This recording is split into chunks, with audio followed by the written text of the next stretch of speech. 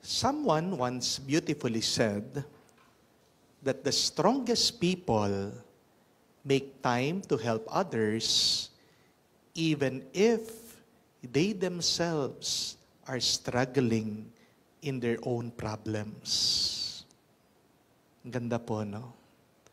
Sinong pinakamalakas na tao sa buong mundo? Hindi siya yung kayang magbuhat ng 200 pounds na weights. Hindi siya yung taong kaya niyang makatapos ng marathon. Hindi siya yung taong kayang umakyat ng mga bundok. Pero ang pinakamalakas na tao sa buong mundo ay yung handang magbigay kahit na siya'y nahihirapan din. Ang pinakamalakas na tao ay yung handang tumulong sa iba kahit na siya din ay nangangailangan ng tulong, kahit na patong-patong din ang problema niya. Pero minsan sa buhay, kahit na pagkalakas-lakas mo, manghihina ka din. Minsan sa buhay, kahit na puno ka ng gana at tuwa, malulungkot ka din. Minsan sa buhay, kahit na handa kang tumulong, meron pa rin mga tao na tatanggihan ang tulong mo. Amen?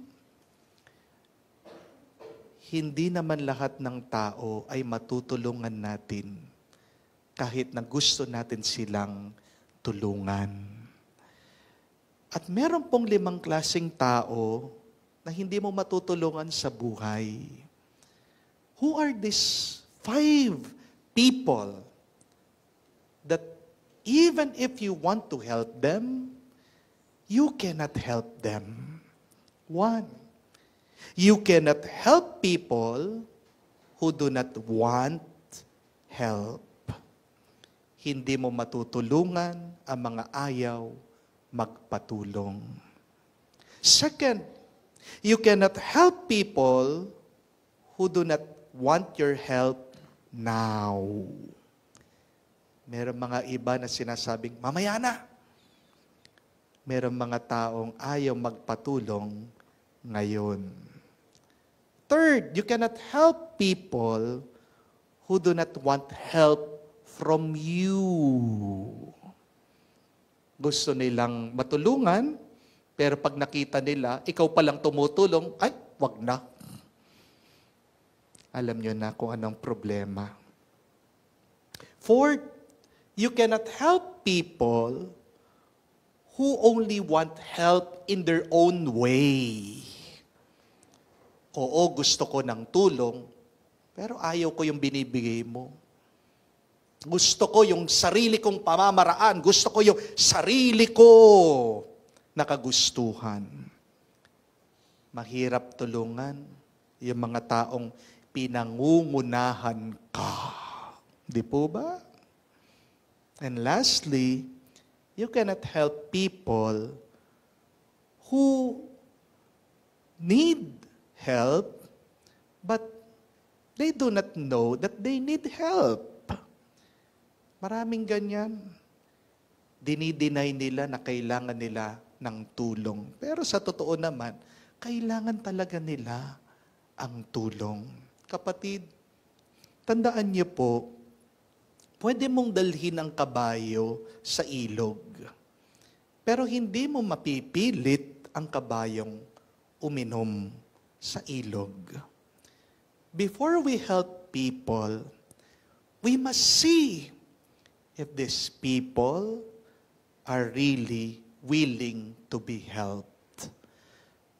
Kasi kung hindi handa ang isang tao na tulungan mo siya, sayang lang yung tulong mo sa kanya.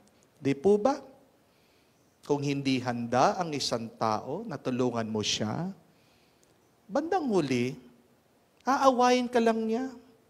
Ikaw pa ang lilitaw na kontrabida. Di po ba?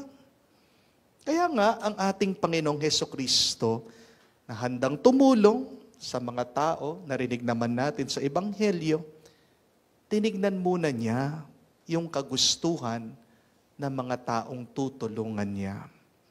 Sa mabuting balita, narinig po natin, hinahanap daw nila si Jesus. Sumakay sila sa bangka, halagang sila po ay naghahanap sa buong lugar. Nagmamadaling makita si Jesus. Pero nung nakita nila si Jesus, may pinaalala si Jesus sa kanila, ang ating Panginoon, na hindi lang sapat ang kagustuhan para tulungan ka ng Diyos.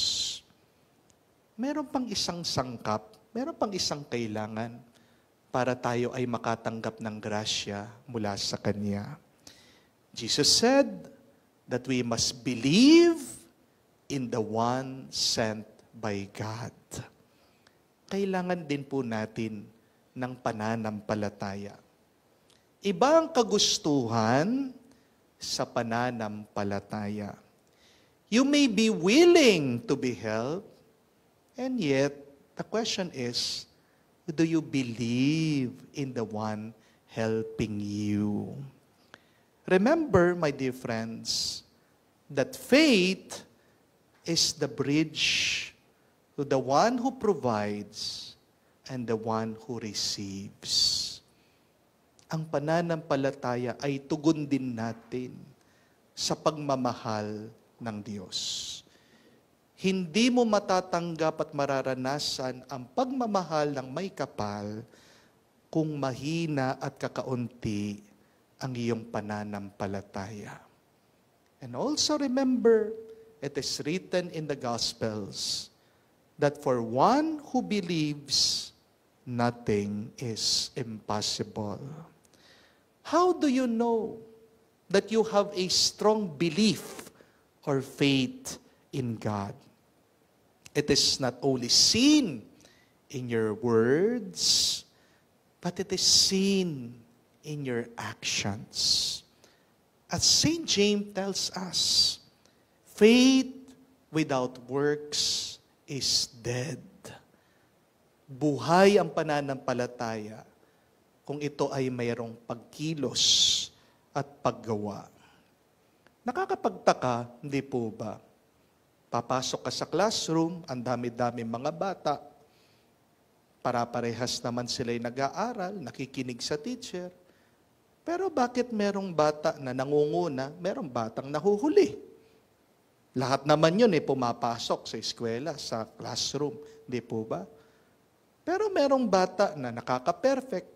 Meron din naman bata na nangungulelak. Betlog palagi sa test. Kasalanan ba ng teacher? Maaari. Kasalanan ba ng classroom? Baka mainit. Di po ba? But ultimately, why does a student fail? Because that student failed to put in the effort. Nandun na yung material Nandun na ang lahat ng kailangan niya para tumalino.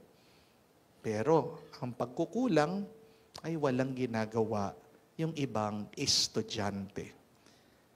It all boils down on how they learn. It all boils down on their effort if they put in the work. Ganyan din po, no? Pag pumunta ka sa gym, ganda din ang pagmasdan mo yung mga nag-e-exercise dun. Para-parehas silang nasa loob ng gym. Bakit? Meron mga iba, sobrang laki ng katawan. Meron mga iba, ilang buwan na, di pumapayat. Kasi, yung mga iba, talagang very serious, nagbubuhat. Yung mga ibang nag-gym, nandun lang, tinitignan yung barbell. Pag pinagmamasdan mo ba yung gym equipment, tinitignan mo. Lalakas ka ba? Papayat ka ba? Di ba hindi? Ganyan din po pagdating sa ating pananampalataya. Kahit na pabalik-balik ka, pumasok sa simbahan, tinitignan mo lang, tinititigan mo lang ang Diyos.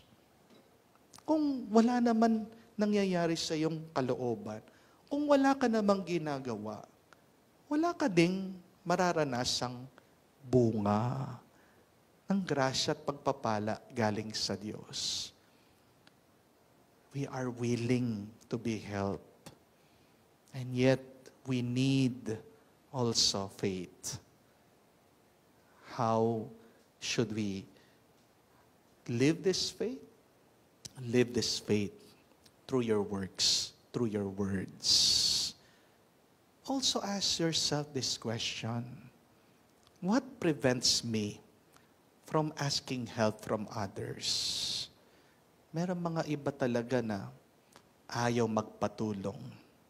Maaaring baka may pride ka pa, o maaaring nabubuhay ka sa pagkakasala. Ang kapatid, ang mabuting balita, handang tumulong ang Diyos sa atin. Pero hindi sapat. Ang gusto lang natin na matulungan, sana totoo ang ating pananampalataya at pananalig sa Kanya.